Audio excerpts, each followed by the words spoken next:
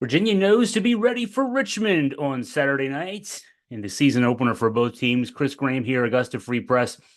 Now, the UVA football team does not need to be reminded that Richmond, an FCS playoff team a year ago, is not going to roll over in the season opener.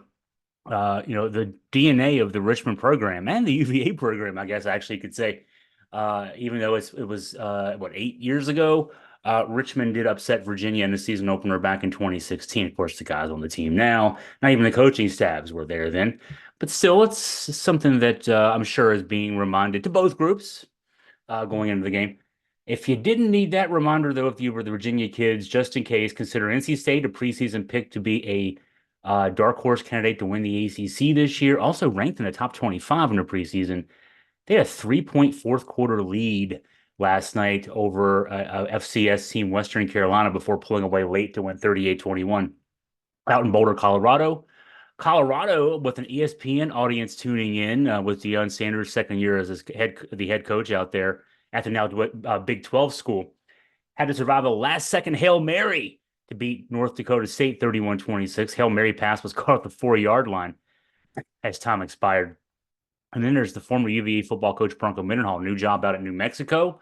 Had a 31-14 lead early in the third quarter over Montana State, an FCS team, lost 35-31. It happens, is what we're trying to say here. Richmond, like Western Carolina, like North Dakota State, like Montana State, isn't coming in just to get a big paycheck, something that'll help pay for the football program for the rest of the year. Now, here's what Tony Elliott had to say in this press conference on Tuesday. My assessment is we've got a really, really good football team coming in here that's not going to believe the hype that an FCS team is not supposed to be a Power 4 team. They're coming in here expecting to win. They're going to be very well coached. They're going to battle for 4 quarters. We got to play our best football right out of the gate because this is a very capable, experienced football team that's very well coached. They're not going to back down. So Tony Elliott, who himself has FCS coaching experience there with the Wisdom.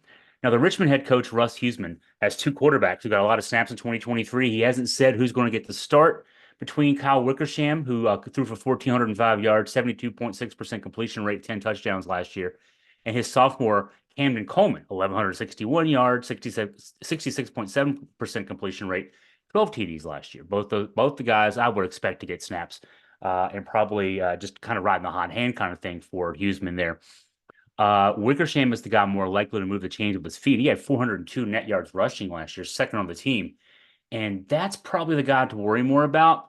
Richmond needs to find a new starting running back after the loss of Savon Smith, 708 yards, 4 touchdowns on the ground last year. The most promising back on the roster that I foresee maybe taking over the bulk of the running game there is the Wagner transfer, Zach Palmer Smith. He had 699 yards as a sophomore at Wagner last year. Now, defensively, Richmond ranked in the upper quartile in FCS and team defense in 2023, allowing 338.5 yards per game, and they were really good against the rush, averaging allowing just an average of 112.7 yards a game. That ranked 19th in FCS, 122 teams at that level. So in short, Richmond's not going to be a pushover for UVA. Richmond played Virginia tough. There was a 34-17 win early in the Tony Elliott area back in 2022. That game was closer than the score indicated. Elliott's 2-0 against FCS teams, also a really tight win over William & Mary last year. That final score was also not indicative of how close the game was. It was 28-13 final, but it was a close game going into the latter half of the fourth quarter. So the Cavaliers haven't exactly knocked the doors off from the teams a level down, and we know that it's going to be a dogfight tomorrow night to kick off at 6 o'clock. AFP will be in the press box at Scott Stadium. I'll be there representing Augusta Free Press. If you have any questions, any comments, any mailbag items for me, please feel free to email me at chris@augustafreepress.com.